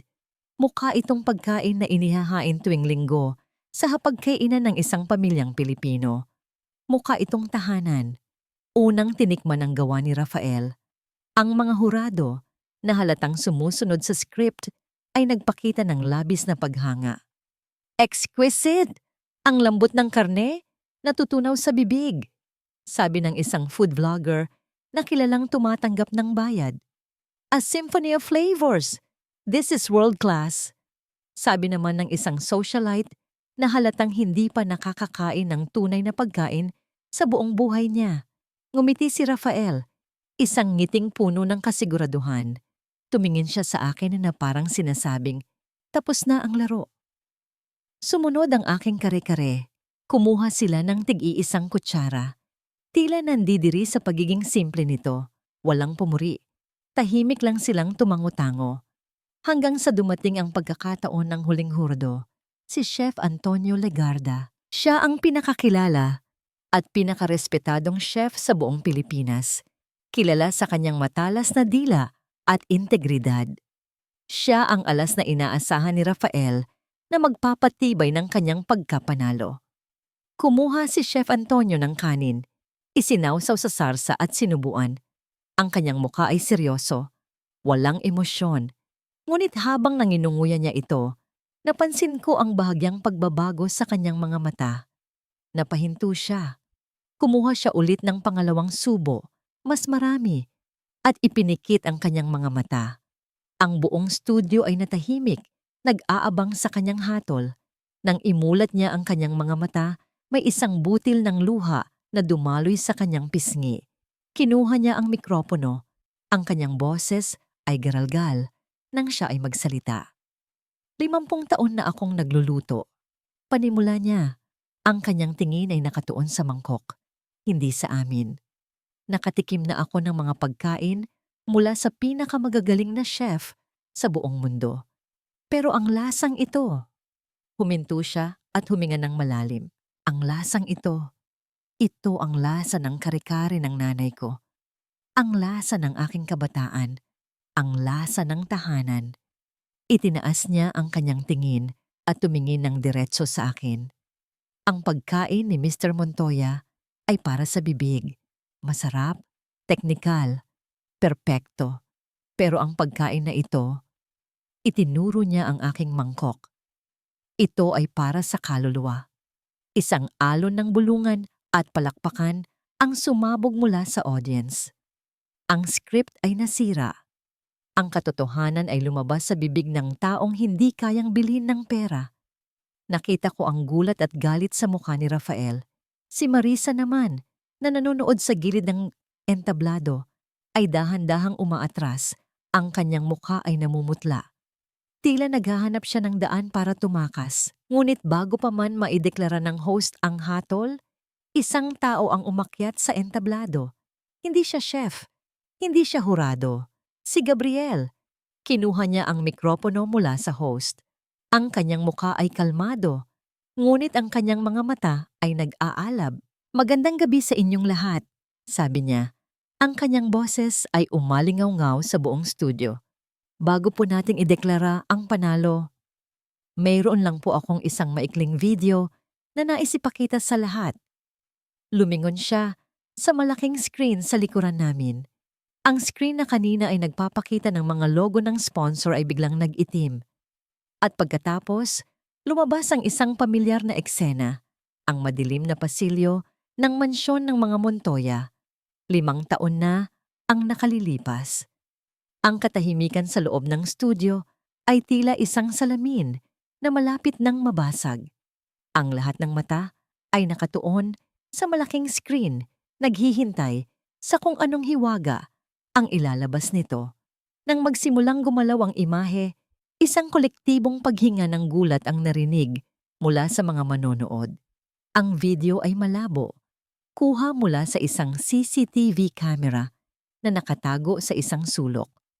Ngunit ang mga boses ay malinaw na parang kristal, pinatatalas ng teknolohiya para marinig ang bawat bulong ng kataksilan. "Huwag kang mag-alala, babe," sabi ng boses ni Rafael sa video, habang nakayakap kay Marisa sa madilim na pasilyo. Ang boses na yon, na minsan ay nangharana sa akin, ngayon ay parang lason sa aking pandinig. Kapag nakuha na natin ang pirma niya sa transfer of rights, itatapon ko na siya pabalik sa Cebu. Sumunod ang boses ni Marisa, puno ng panunuya. "Paano ang recipe book ng tatay niya? Nakuha mo na ba? Yun ang importante. The stupid probinsyana can rot in hell for all I care." Isang malakas na alingawngaw ng galit ang sumabog mula sa audience.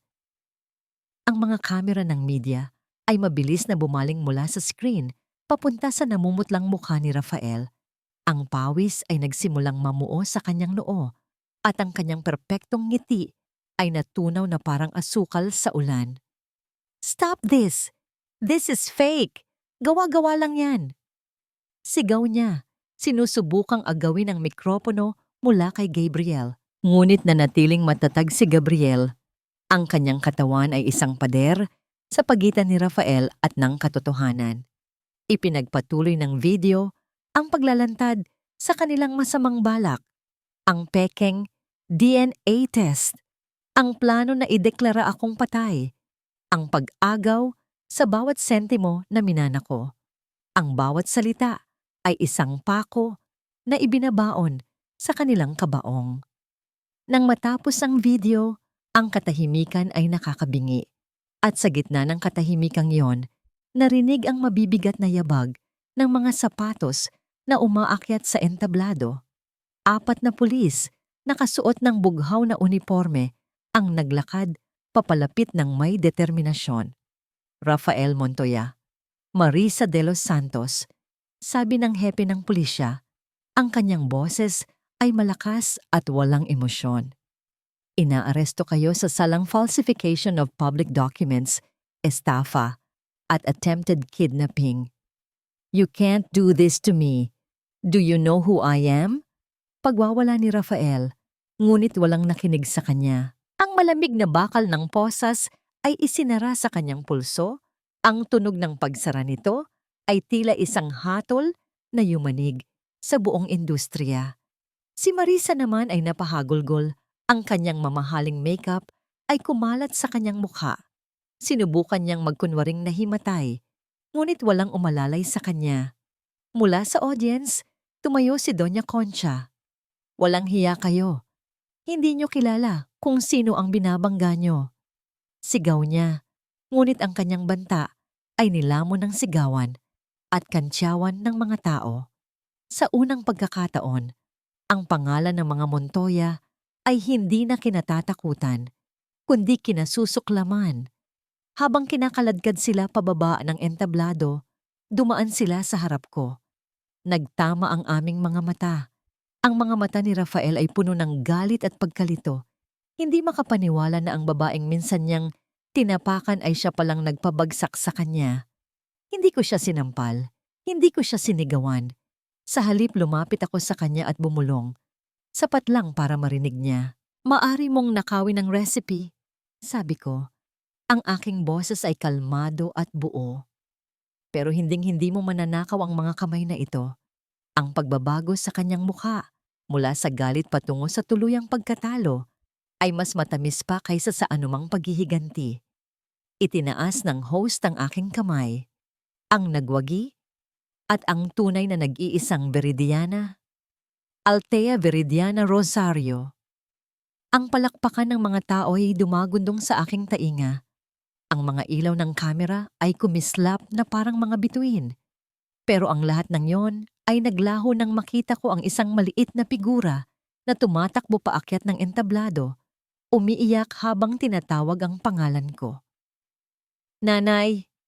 Yumuko ako at sinalubong ang mahigpit na yakap ni Elio. Ang kanyang maliliit na braso na nakapulupot sa aking leeg.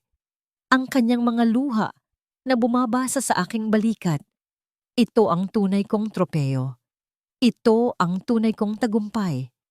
Tapos na, anak. Bulong ko habang hinahalikan ang tuktok ng kanyang ulo. Tapos na ang laban. Itinaas ko ang aking tingin at hinanap si Gabriel. Nakita ko siya sa gilid ng entablado, malayo sa mga kamera, nakatayo sa dilim. Hindi siya umakyat para makihati sa aking tagumpay. Sa halip, ngumiti lang siya sa akin. Isang ngiting nagsasabing, nagawa natin. Isang ngiting puno ng paghanga at respeto. Sa ilalim ng libu-libong kumikinang na ilaw, habang yakap ang aking anak at tinitignan ng lalaking tumulong sa aking bumangon. Sa wakas, ay naramdaman ko ang tunay na lasa ng tagumpay. Hindi ito matamis. Hindi ito maalat. Ito ay lasa ng kapayapaan. Ang dating makintab at malamig na gusali ng Veridiana Foods ay may bago ng pangalan at bagong puso. Sa halip na Veridiana, ang nakaukit na ngayon sa kahoy na arko sa pasukan ay kusina ni nanay. Ang dating lobby na puno ng mamahaling art ay napalitan ng isang maliit na palaruan kung saan ang masasayang tinig ng mga bata ay humahalo sa amoy ng bagong saing na kanin at sariwang tinapay.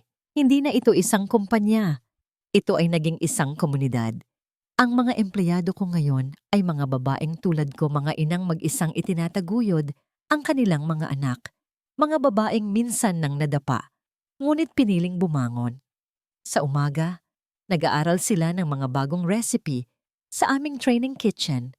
Sa hapon, ang kanilang mga niluto ay ipinamamahagi sa mga feeding center sa buong Cebu.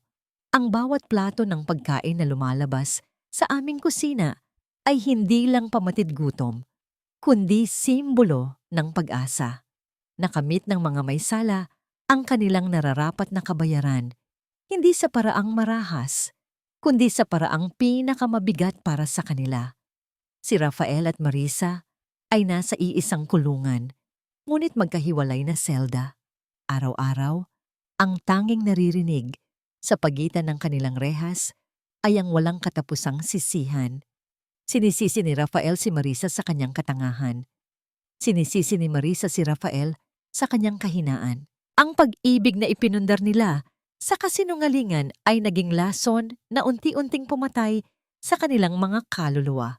Si Doña Concha naman ay hindi nakulong. Ang kanyang naging sentensya ay mas malupit pa, ang kalimutan. Ang kanyang mga amiga ay tinalikuran siya. Ang kanyang pangalan ay naging katatawanan sa alta sosyedad. Ngayoy mag-isa siya sa isang luma at halos walang bisitang nursing home. Ang tanging kasama ay ang mga album ng larawan ng pamilyang siya mismo ang sumira. Napatawad ko na ba sila? Siguro hindi sa paraang inaasahan ng lahat. Hindi ko na sila muling kakausapin o iisipin pa.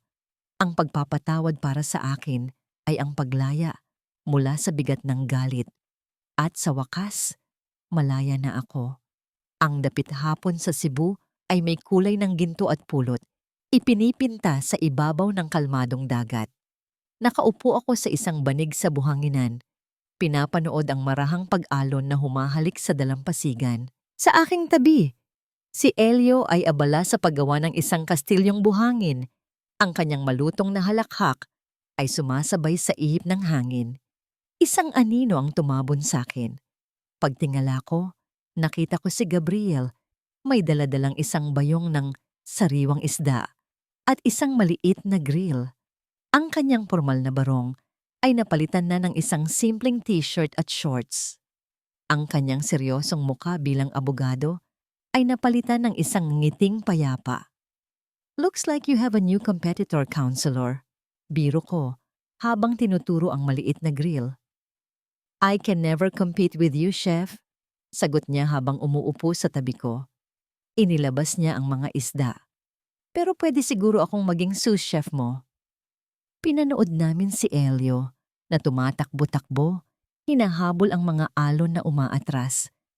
Ang katahimikan sa pagitan namin ni Gabriel ay hindi na nakakailang, kundi puno ng pag-unawa at kapanatagan. Sinong magluluto mamayang gabi? Ikaw o ako? Tanong niya. Habang nakatingin sa papalubog na araw, ngumiti ako. Tumingin ako kay Elio na masayang naglalaro. Pagkatapos ay kay Gabriel na matiyagang nag-aayos ng uling. Ang dalawang lalaki na bumuo muli sa aking mundo. Sabay tayo, sagot ko. Hinawakan niya ang aking kamay. Ang kanyang mga daliri ay isinabit niya sa pagitan ng sa akin. Magaspang ang kanyang palad, tulad ng sa akin. Ngunit ang init na dumadaloy mula rito ay sapat na para punan ang lahat ng natitirang lamig sa aking puso. Sa harap ng marahang pagsayaw ng apoy sa ibabaw ng nagbabagang uling, habang ang amoy ng iniihaw na isda ay humahalo sa alat ng hangin, pinanood ko ang aking pamilya. Hindi ito ang pamilyang pinangarap ko noon sa loob ng isang mansyon, ngunit ito ang pamilyang itinayo mula sa abo ng katapangan, tinimplahan ng katotohanan at iniluto sa apoy ng pagmamahal. At sa wakas, naramdaman ko ulit ang lasa. Matamis,